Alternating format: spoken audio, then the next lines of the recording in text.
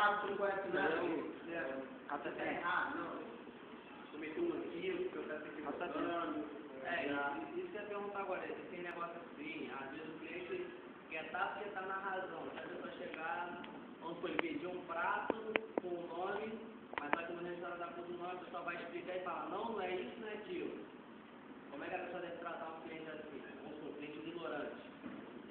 Supondo que isso para mim é a pessoa ignorante. Primeiro de tudo, você tem que ter calma. Dá atenção e ele que ele vai falar. Eu acho que eu estou com esse negócio aí que... Eu sou muito estressado. O cara não pode deixar uma madeira perto de você, né? Não. Madeira. Atenção.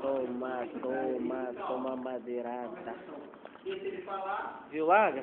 se ele falar... Viu no YouTube? Toma madeirada? Não. Não falar, não falar. Meu ursinho. Vou mandar no Orkut. Tu tem Orkut? Esse foi o catavento.